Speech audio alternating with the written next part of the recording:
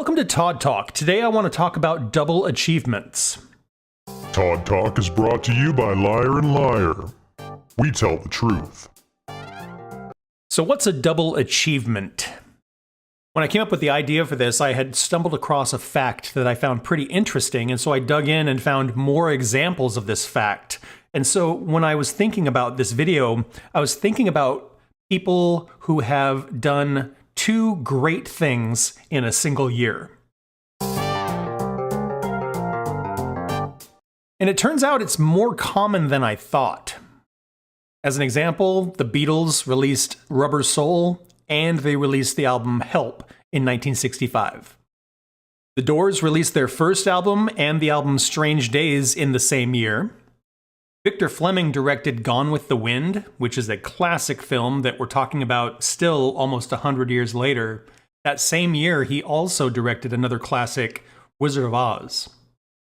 Another director, Mel Brooks, directed Young Frankenstein, which is a classic comedy, and that same year he directed Blazing Saddles.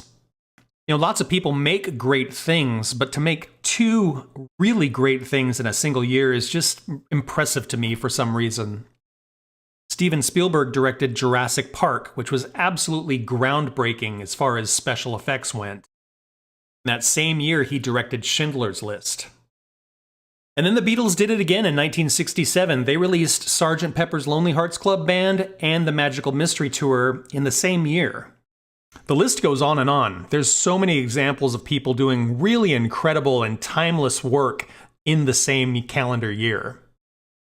So then I thought of another example of a double achievement. As an example, there's a guy named William Powell Lear. Bill Lear, they called him, Big Bill Lear. He bought himself back in the 30s a biplane, and he realized that there was going to be an industry for private flight. And so he invented the Learjet, a private plane that many people still use today. Bill Lear also invented the 8-track cassette. Seems really weird, but the guy had interests in both aviation and audio, and he did great things in both, apparently. Another example, there's an actress from the 30s through 60s. Her name was Hedy Lamarr. She was a very pretty actress, and she didn't have really giant success, but she was in a lot of films with a lot of actors you have heard of. Turns out she liked to tinker with technology, and she also invented a radio guidance system, which has turned into our modern GPS system. Very weird, I know. Another example, there's a guy named William Marston, and William Marston was a psychologist who invented the polygraph, the lie detector test. And somewhere along the line, William Marston also wrote the first Wonder Woman story.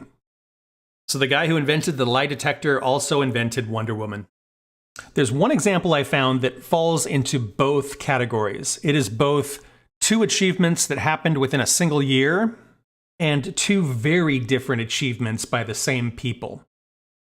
So this example is about two men. One of them was from Dallas, the other one from Boston. They both finished university, were hoping to become professors, and they both moved to New York.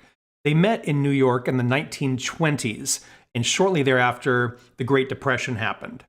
Neither was able to find really meaningful work, but they became friends, sort of helped each other out during this time. And once the economic situation sort of improved, the pair were able to buy a pretty large warehouse. The warehouse had been used as a homeless shelter, a makeshift school, and a soup kitchen. Neither of the men could find work in the education field, and so they decided to open a bookstore.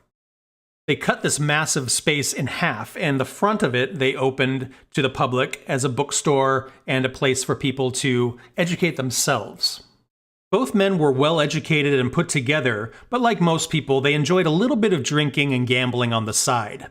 The back half of this space they would use after the bookstore closed. They would invite people over, they'd cook up food in the kitchen, serve drinks, and then they would play games. And the space was large enough that not only were they playing card games, but they had a pool table and even a bowling alley. Once Prohibition was lifted, they actually got a liquor license, and they opened it as a proper business. And then these two businesses expanded.